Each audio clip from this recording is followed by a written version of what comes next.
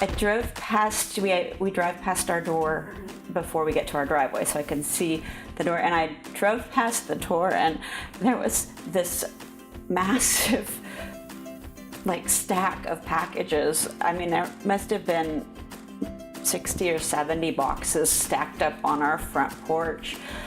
And I just started laughing. I mean, really, I just busted out laughing. And I don't know, when you had cancer, it's kind of like you're in cancer land. And that felt like back to normal, you know, that ability to just laugh like that. So I was 8 weeks pregnant with this little guy, and I went in for my OB visit, and I had found a lump, and so I had an ultrasound, and the next day I had a biopsy, and 2 days later I got a call from the surgeon that I had cancer. And at that point I was 9 weeks pregnant. We did 6 rounds of chemotherapy. I had several surgeries while I was pregnant with him, and then we delivered him at 37 weeks. I had no hair, and he had a full head of hair. So in December of 2013, I had an MRI of my head for a completely unrelated to cancer reason, but they found a tumor in my occipital lobe. So I had gamma knife radiation, which is high dose radiation, last year in 2014. And as far as we know, the tumor in my head is not growing. So I started writing kind of this little blog. And so then when I was diagnosed with the metastatic disease, then obviously I've been writing updates. And so when Karen had her recurrence in her brain, one of my classmates started a fundraising drive. So I feel like I want people to know, a lot of people, every time I see people in the jetway, they ask, how's Karen, what's going on? So I know that there's people who follow that, but a lot of people give a lot of money, and I want them to know where their money went. And a while back, I copied something that she had put on CaringBridge that happened to mention that Caleb had told her that he wanted 10,000 airplanes for his birthday, and I didn't even notice it. And lo and behold, a few days later, it kind of exploded.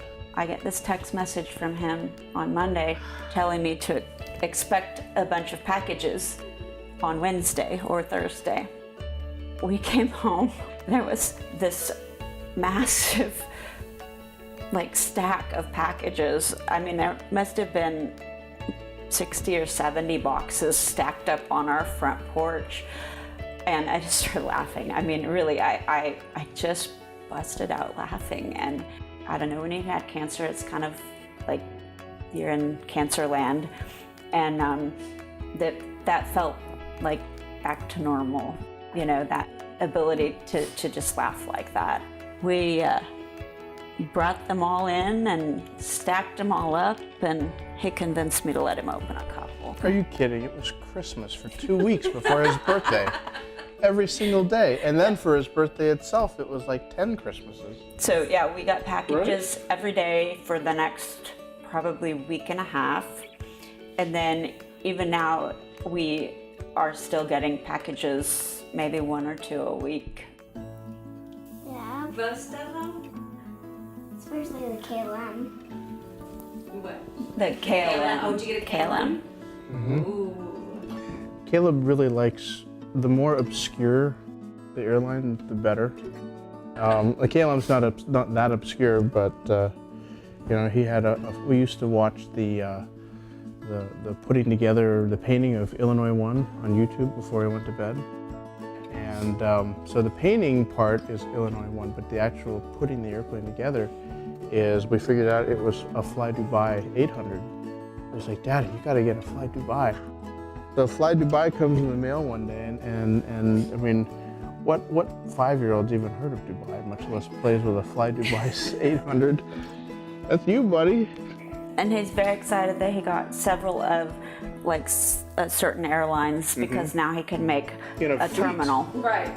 they can have a fleet of them and they can make a terminal. A lot of the planes, there'll be a lot of them came without knowing who they came from, but a lot of them also came with a note saying, this was the plane that I used to fly, and so that's why I'm sending it to you, or this is my favorite airplane, that's why I'm sending it to you. And so that was fun. It kind of made it a little bit more personal. There's so much love in my living room that I can't contain it on the tables. Yes, definitely.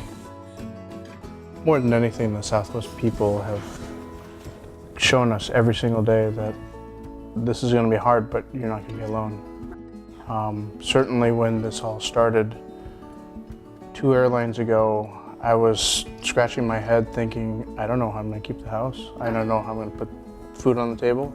At Southwest, we know that someone's always been there for us.